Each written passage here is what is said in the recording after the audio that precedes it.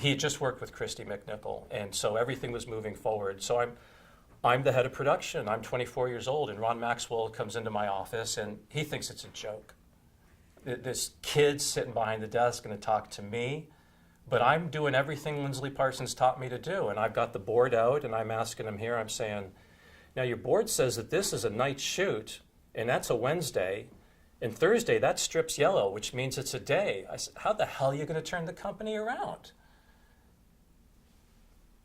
And then finally, he's so frustrated, he doesn't have the answers to any of the questions I'm asking.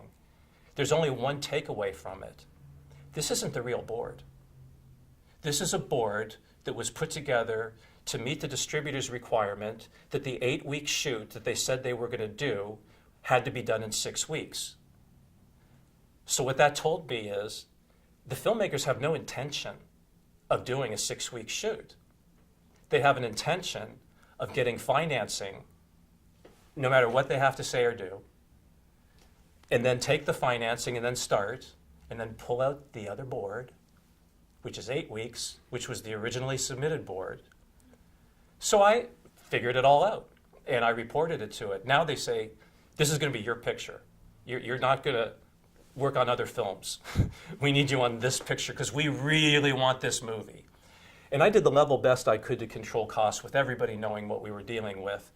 And at one point then, they sent me to New York, put me up at the Drake Hotel, and here's our editing rooms. Night the Lights Went Out in Georgia, Heaven's Gate, and all that jazz. And at the end of the day, you'd see the editors walking out of all that jazz like this, just so defeated. Now you have to appreciate technology in 1982 had not advanced since D.W. Griffith made Birth of a Nation.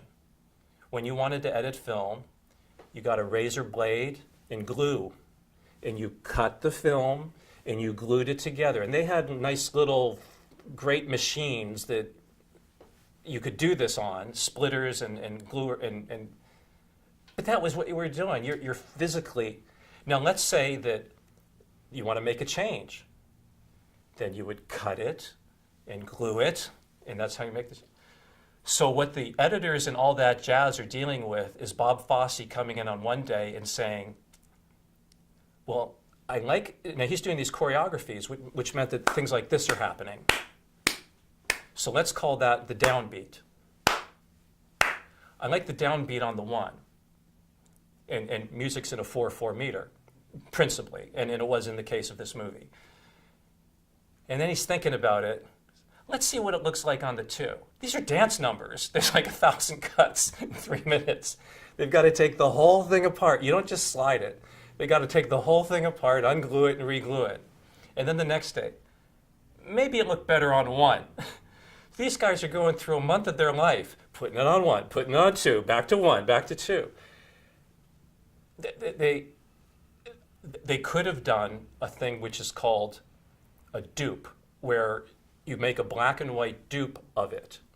And that was not an inexpensive thing. It was least expensive to have the assistant editors just cutting it and regluing it than it was to pay for a black and white dupe. Now, if you knew ahead of time that you were going to repeat this process 4 or 5 times, it's much better to pay for the black and white dupe. Nobody saw it coming. So these guys are walking out of the office just defeated with the drill that Fosse goes through for his process. Now in the other office, we got Heaven's Gate, and the test screenings are starting to happen.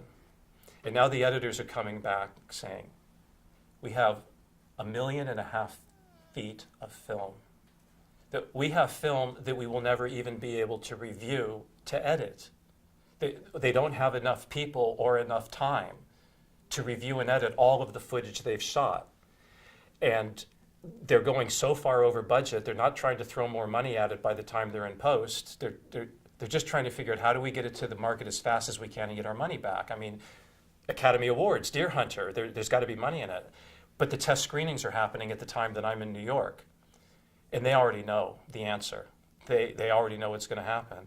So the editors are coming out and saying, the only way this film's going to recoup is if we take each frame, have it autographed by the director, and sell it for $1. Short of that, and it did. It put United Artists on the sales block.